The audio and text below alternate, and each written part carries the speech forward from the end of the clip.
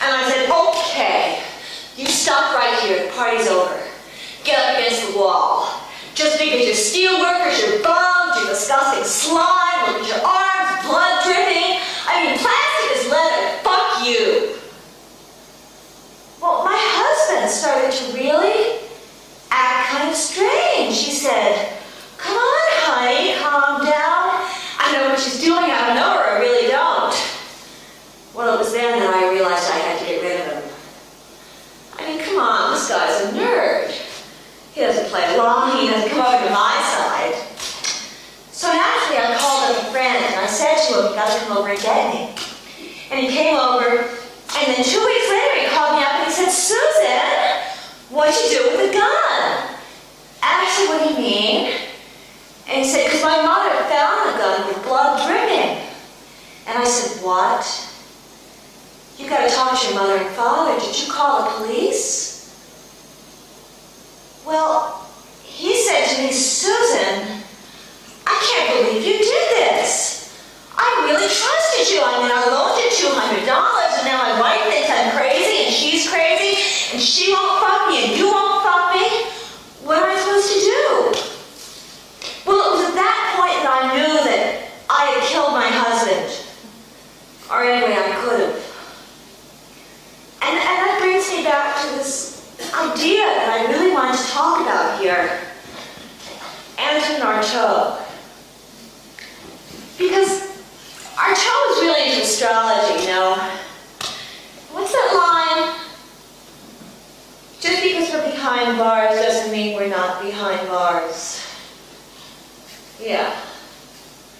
Just because we don't think we're behind bars doesn't mean we're not behind bars. Just because we don't think we're behind bars doesn't mean we're not behind bars. And this is really becoming a very literary confession. Because I had this palm reader, you see? And that's why every time I've ever done a reenactment of this scene, I've always worn gloves. Because I called him up in Paris and I said, look, I need some advice about Roger. And he said, Susie, guess who I just got out of bed with? And I said, who? And he said, your first husband. And I said, oh. Well, it was then that I knew that my Pluto was linked up on a very significant level to Artaud. And my feeling about all this was very insignificant. I mean, how many other people have ever felt insignificant?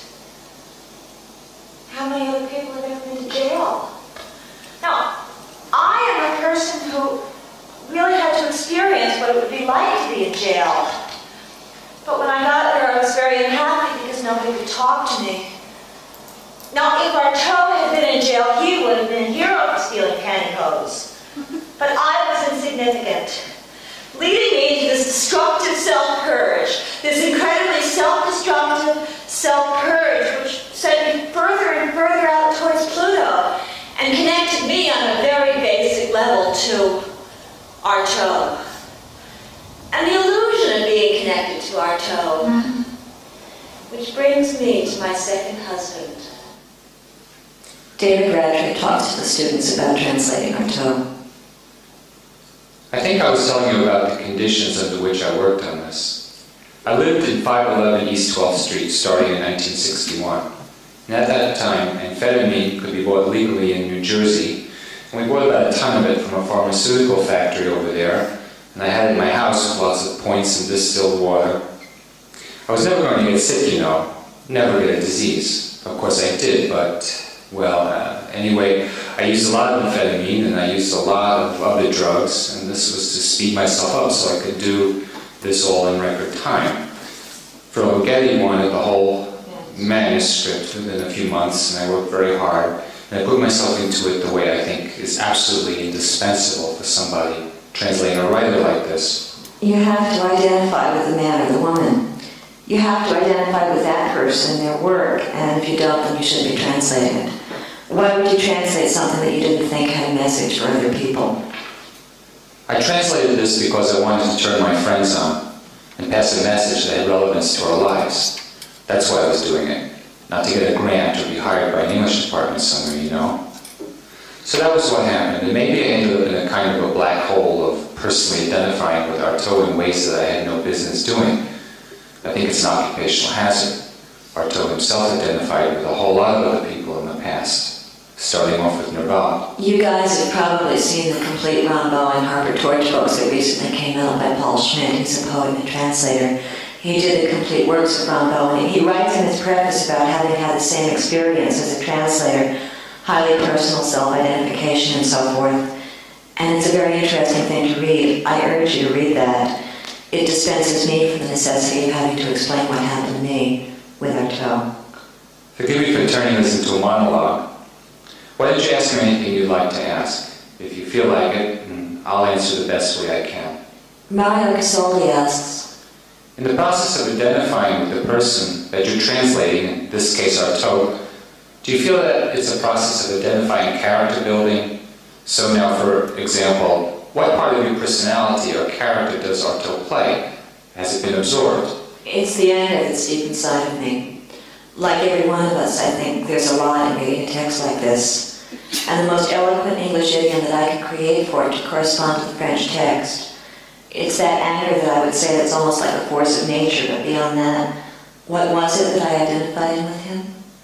Well, within him it was this sense of displacement, of not being my own person in my own skin, not belonging where I was. And of course I was a drug addict and an alcoholic too, which didn't help matters. And I was crazy, and I didn't know what was wrong with me. I didn't know what was wrong with the world, but I knew that something very serious was wrong with it. And I was in terrible pain, terrible confusion. And it seemed to me that Artaud had made some spiritual discoveries, ones of real importance, not just to sick people like himself or me, but to all of humanity. And these discoveries, how could I say it? It's like the rediscovery of the truth of Gnosticism, of the notion that this universe is crazy. It's crazily defective, and perhaps the force that threw these defects into motion are crazy themselves. Maybe there's a strong element of irrationality right at the heart of things. Mario asks, do you get pleasure from the fact of this sickness? David says, certainly not. I want to be well. So did Artaud want to be well. And if he was using drugs, it was to cut the pain in order to be able to open your eyes and see. If you're in terrible pain, you can't see things clearly. You cannot think or see clearly. And you cannot articulate your thoughts very clearly. If you're in terrible pain, all you can do is scream. So the idea of drugs was not a self-administration of pleasure. You know, I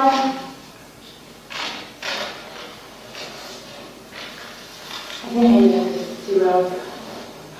When I look on the planet, I always look closer when I notice one.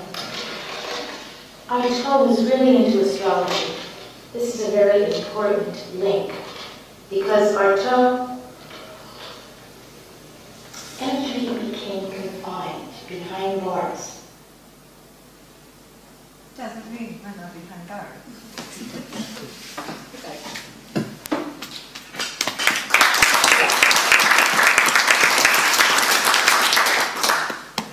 It was the year 85 when I came to New York. It stopped, fortunately.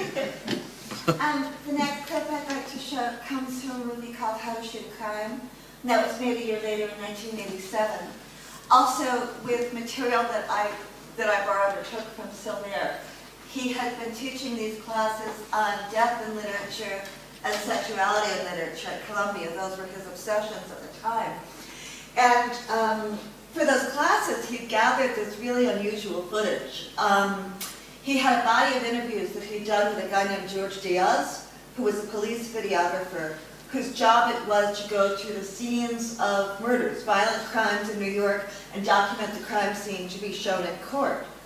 And as it, you know, George was actually a video artist who just like had to get a job at that point. So he was extremely articulate about the narrative strategies of crime scene documentation. So George, there were interviews with George about that, and there were also this, you know, horrific footage of the crime scenes from George. And then he had another body of interviews with these two dominatrixes, Terence Sellers